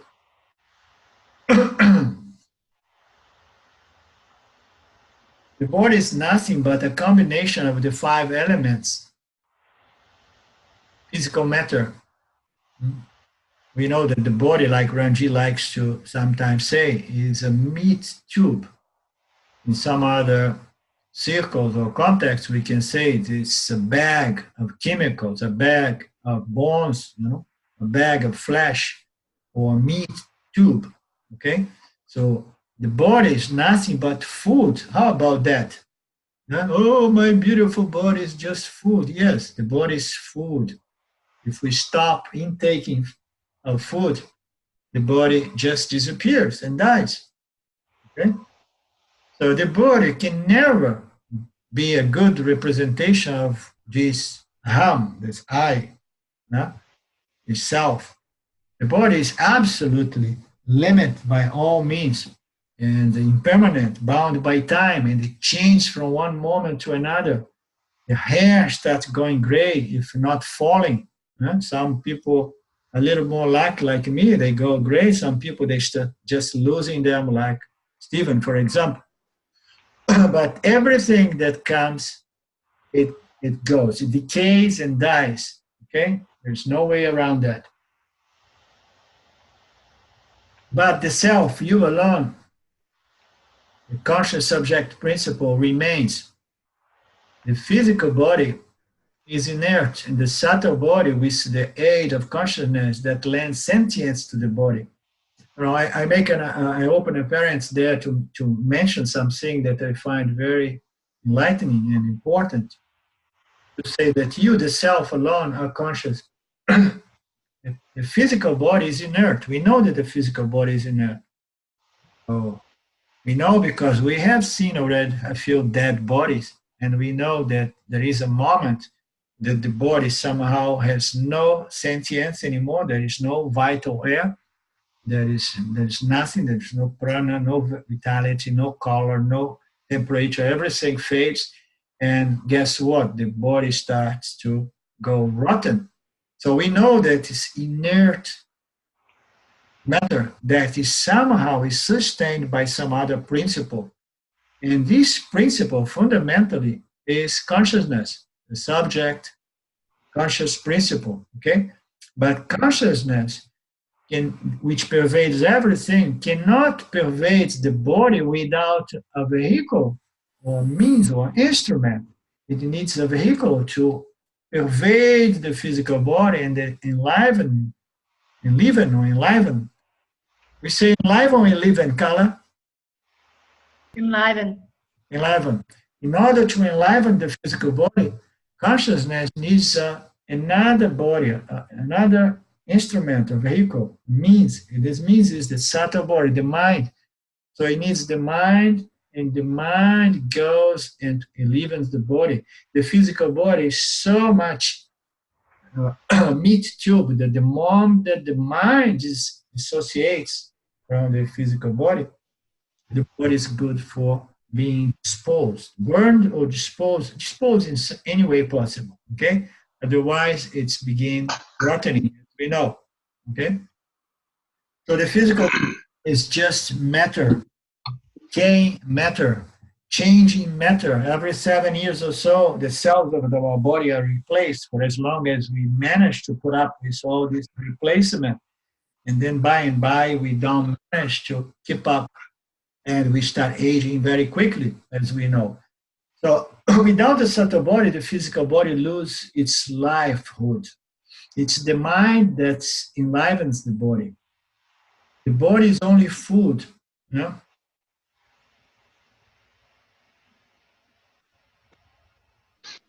So once we really look into that, it's we begin developing a certain dispassion towards our physical body.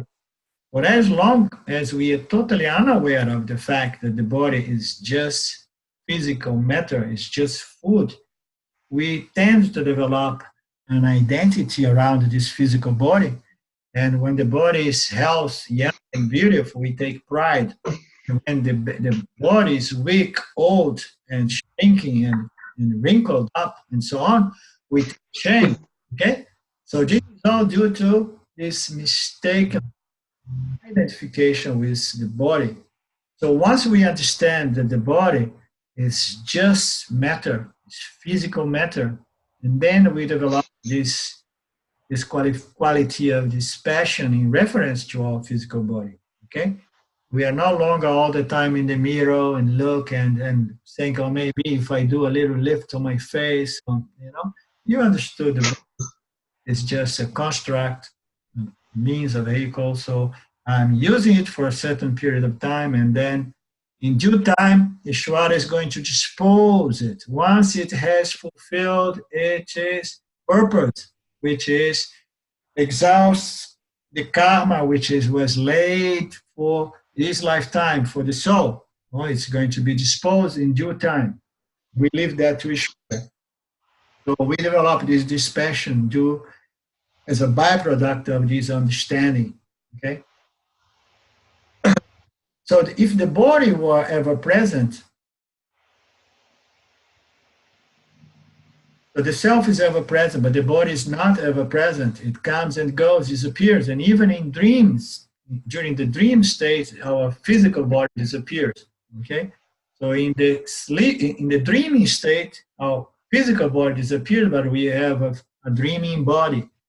So in the deep sleep state, the physical body disappears, the dreaming body disappears, and we have such a subtle body, okay? Pranya Jiva, such a subtle body that's almost good for nothing because no knowledge and experience is possible through that vehicle, okay?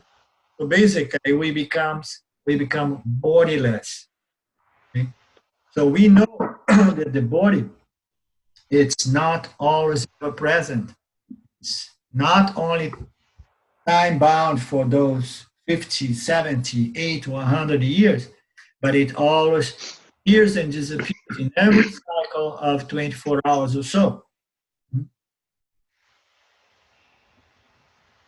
Furthermore, if the body were ever present, then your baby body, yeah, when we are a baby, when we are a child, we have no wrinkles and we look good and all hairs are in place, and we are so pretty, and we are so proud, and we are so vain about our body.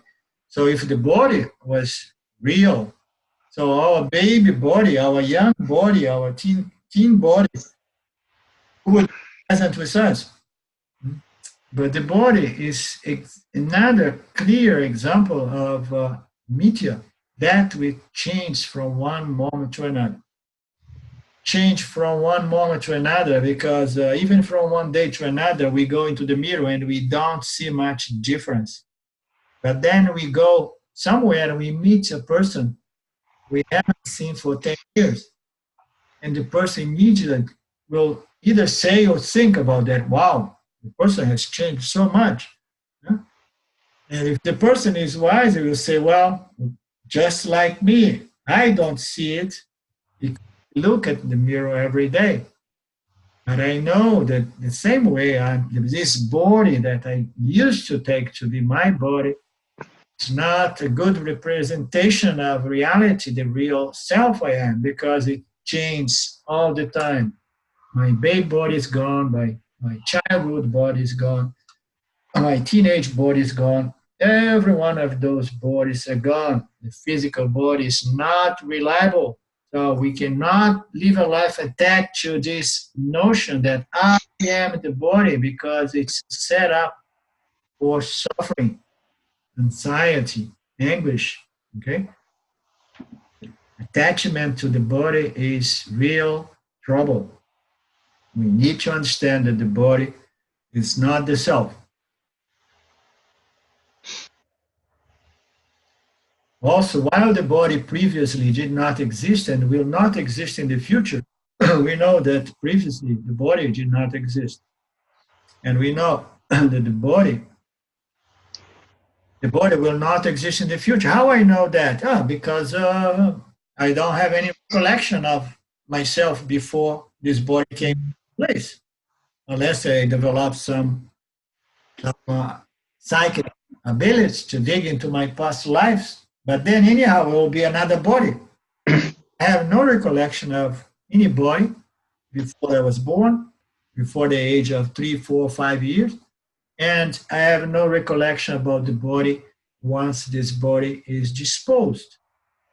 So this body, it did not exist in the past, will not exist in the future. The self has always been present and existing in this body that did not exist in the past and will not exist in the future. How can it really exist in the middle? Okay? If this body was not real before, it's not real after, of course it cannot be real, but only apparently real in the middle. Okay? It will not exist in the future. The self has always and always will exist. This ever-existent self is the independent self, whereas the body depends on the mind and depends on the self that illumines or shines in this mind, and the mind vivifies this body. The body depends on matter for its seeming existence, and matter depends upon consciousness. Matter depends on consciousness. Matter even depends on mind. The matter that constitutes the body depends on the mind. It's a chain of dependence by which we always trace back to consciousness as the only independent factor. Okay? Independent conscious principle. The body depends on many factors. Depends upon consciousness, depends upon the mind, it depends about the 5 elements, the energies, and so on. The self is free and independently existent. For all of these reasons alone, you, the self, cannot be the gross body. So these simple ways to understand the fallacy of this identification with the body as the self. It's absurd once you understand the nature of the self. Not only the source of suffering and grief, but it's also an absurdity by nature, you know. Excuse me just for a moment.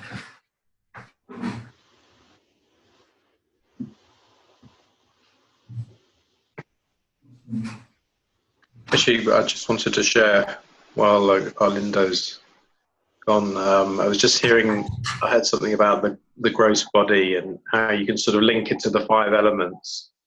So when the body dies, the first thing that will leave it is air, because it just doesn't breathe anymore. Then the fire will go out, like the heat goes out of the body.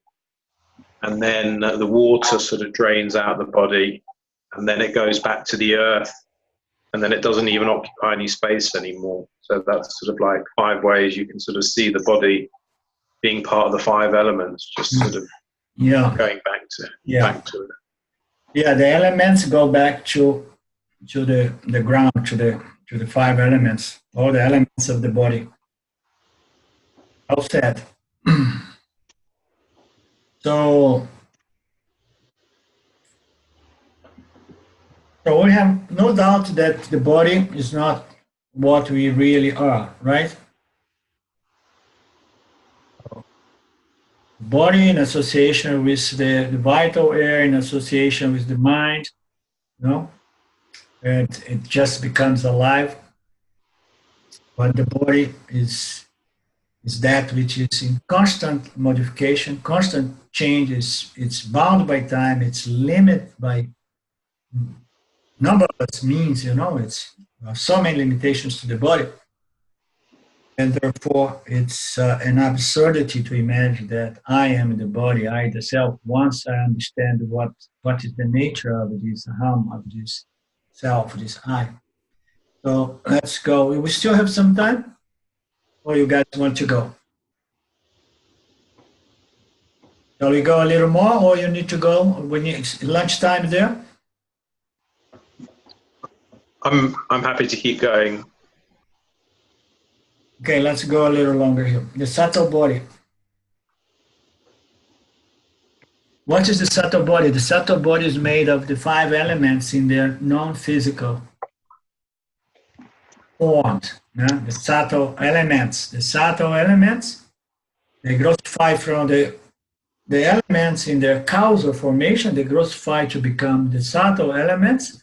And these subtle elements are going to, with all the time, with the energy, the 3 energy, they are going to constitute what we call the body, the subtle body, okay? Is constituted by the 5 elements in their non-physical, or in other words, subtle forms. The subtle body is born due to good karma, same way, okay? So to whoever intelligent, subtle body, mind, equipped with free will and the ability to feel, know, experience, and discern, discriminate, determine, and so on, with the ability to exercise free will, is definitely the result of good karma. Okay, it's a byproduct of punya. So it's born due to good karma in the past, and it's an instrument by which we experience and know it is the instrument by which experience and knowledge of the world is gained. Okay? So the subtle body is the instrument by which experience and knowledge, before we said the physical body, is the instrument by which we can experience the physical world. Okay? So the physical body, through its physical instruments, or instruments of perception, action, interact and know and collect data from the physical field of Ishwara's Dharma field, or the world. Yeah? So the instrument called the subtle body, the instrument by which we can not only experience, but we can discern and know. Okay? Experience and knowledge is gained through the subtle body.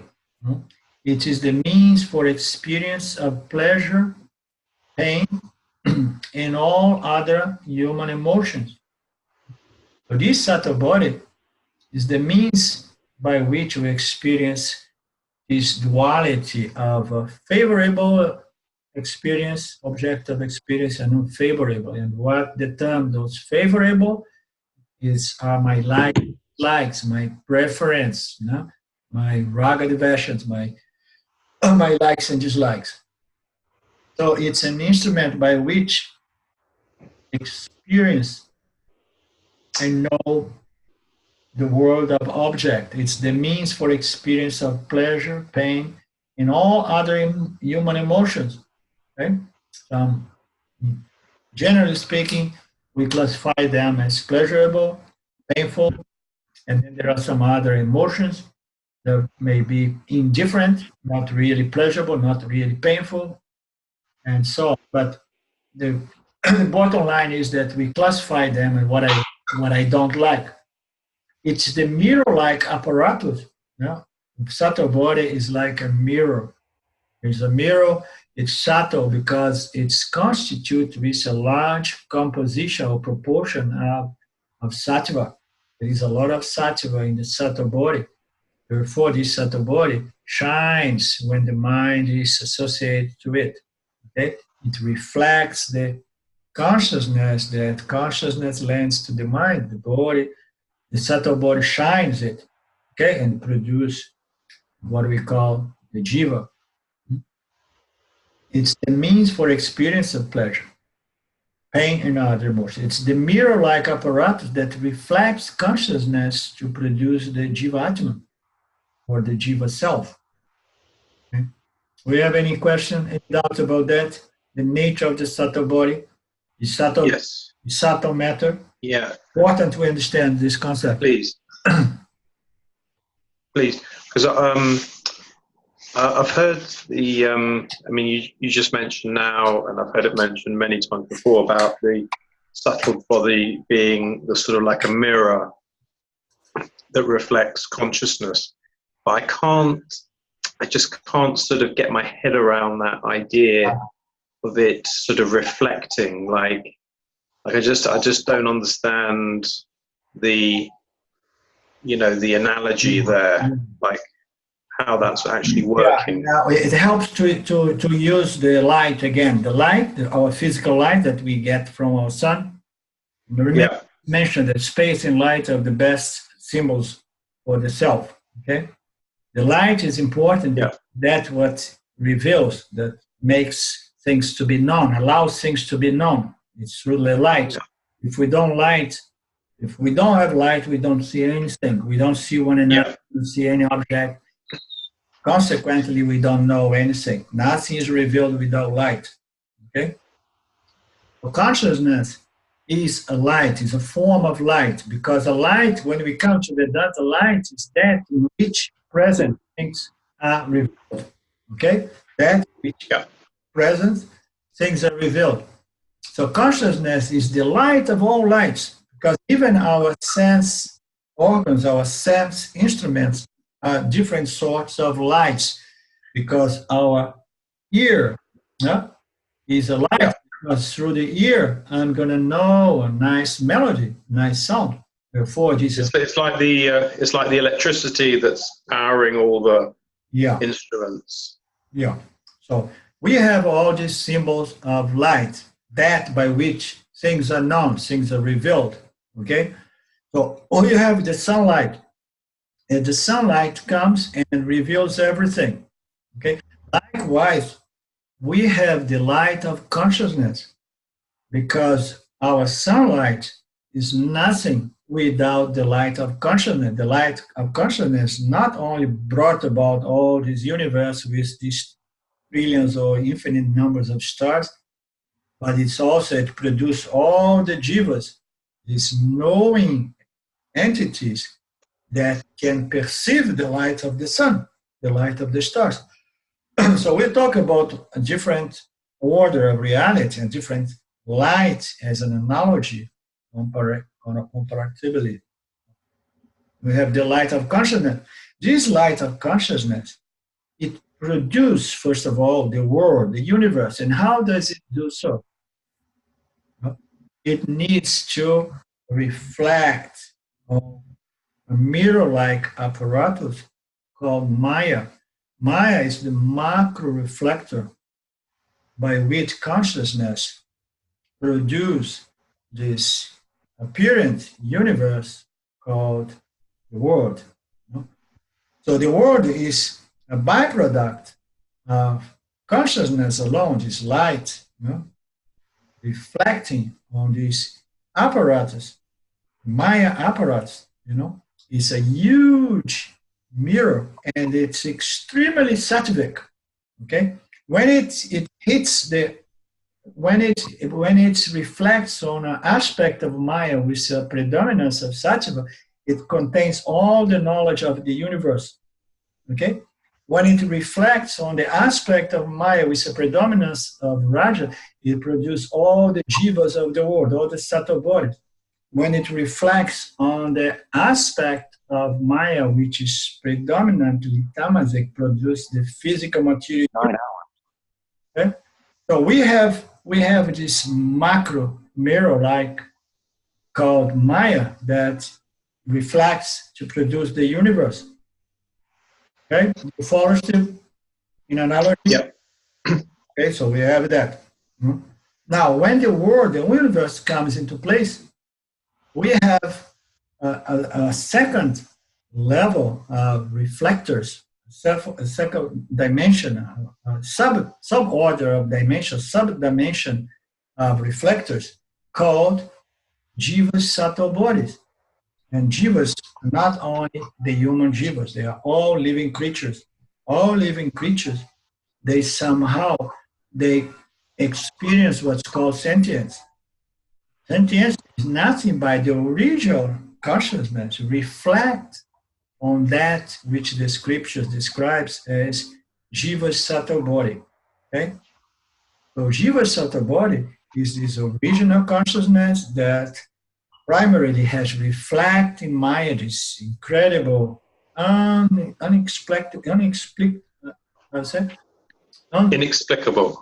inexplicable, mysterious principle power called Maya. It produces this reflected, this projection, this universe of names, colors, and forms.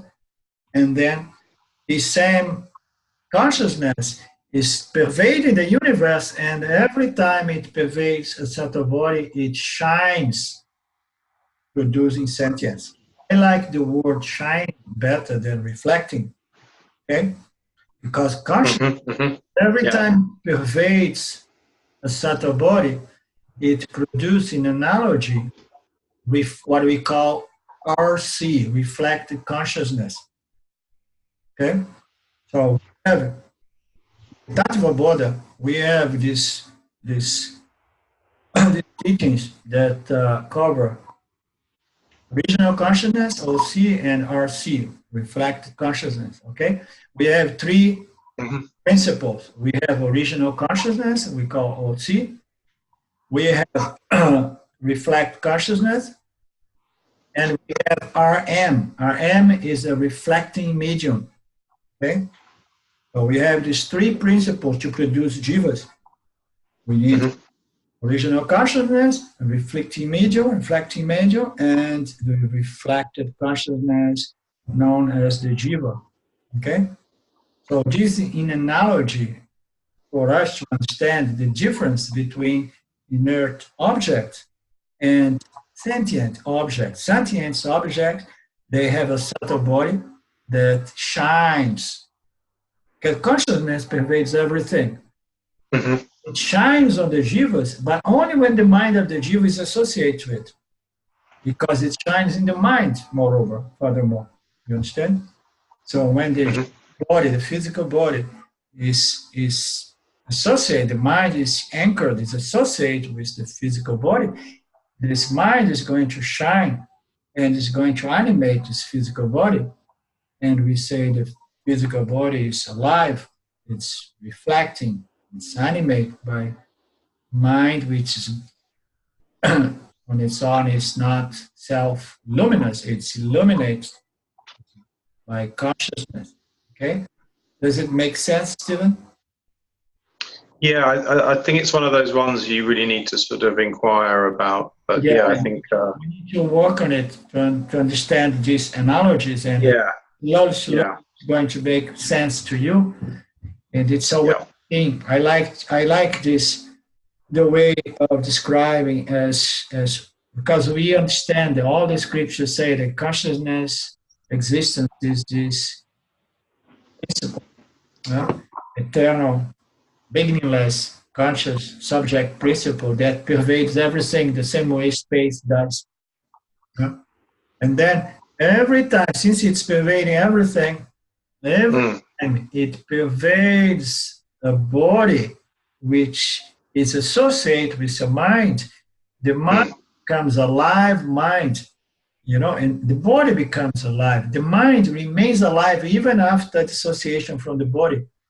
Okay? Yeah. The mind remains alive. That's why the jiva is eternal.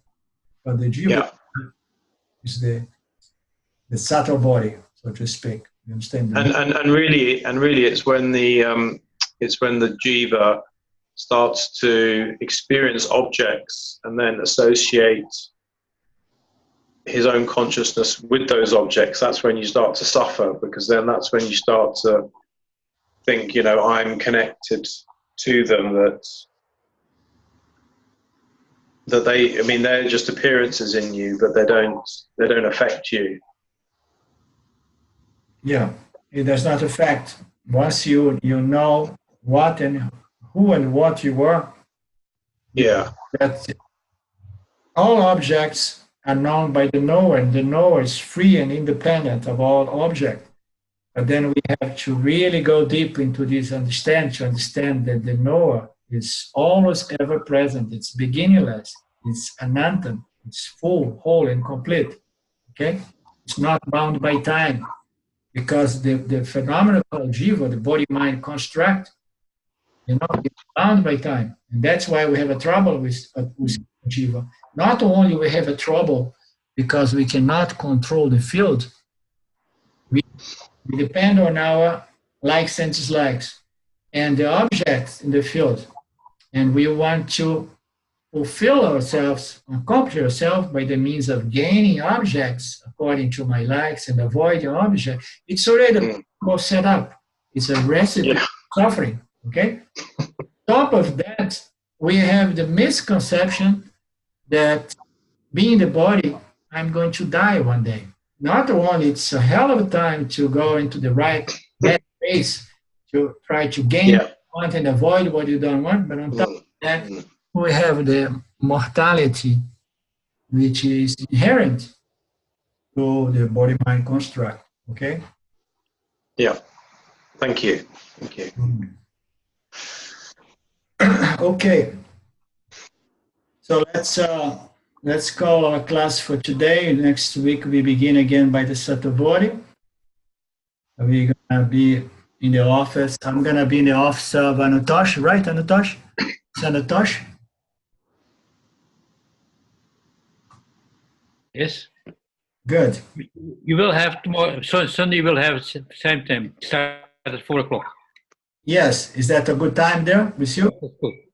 Yeah, it's good. Yeah. Yeah. So we do me and you Yeah, we eat at 6 o'clock. I don't know what time it is now, but they brought the food to me, which is great. Yeah, from 4 to 6. We do from 4 to 6 or 4 to 5:30. Okay. I mean, somebody asked me I don't know who was that, but it's always that long. So in the tradition, usually the Vedanta classes are much shorter. But the tradition usually offers a kind of environment where these classes are much more frequent. Okay? So when Ramji travels around the world, for example, he sees people sometimes in January, and then he's going to be after 6 months or 1 year again. And then to optimize over time, since there is so much locomotion, and then he delivers, 4 or 5 hours of Vedanta in 1 day. Okay? So the same thing, when we meet once a week, we tend to stretch it a little bit and do 1.5 hours or 2 hours. It all depends on how much you are up to take, We can do it shorter, or we can stay with 2 hours. With my friends in Brazil, we do it 2 hours, and people usually, they're ready for even more, okay? And moreover, we can always go back to the recordings later on. Arlindo, I'm away next week, so I'll get caught up with the recording. Right. Oh, I'm curious to see who is participating right now. Yeah. I'll be here. I'll probably be tuning in, maybe a bit late. Yeah. Okay. I'm not sure if I can make it, Arlindo, because I have to travel next weekend, but I'm going to see if I can make it. I'm just not sure. Yeah, I mean, it's always like that. We never know, okay? We all have our lives, but as I'm saying, if the interest in this Sangha, it's not limited to our meeting on Saturdays, because the recordings are going to be available. Okay. If we see that there is enough interest, we keep doing that, regardless of the number of participants every Saturday, okay? You guys keep giving me feedback so that I know that I'm provide some service that is appreciated. Much gratitude, Arlindo. Okay, Om Purnamada Purnamidam Purnamudachyate Purnasya Purnamadaya Purnameva Vashishyate. Om Shanti Shanti Shanti. Namaste. Namaste. Obrigado a todos. Namaste. Thank you. Thank you all. Namaste. Thank you. Good. Arlindo, I'll be sure to share the video. I'll be sure to share the recording too. That's the way to sort of support the Sangha. You can Say it share again. I'll be sure to share the recording because it's a good way Yes. to support the Sangha. Feel free. And maybe we get some more interest. Other people. Okay. All right. Okey-dokey. Love you. Bye. Bye-bye. Bye. Bye. Bye. Thank you.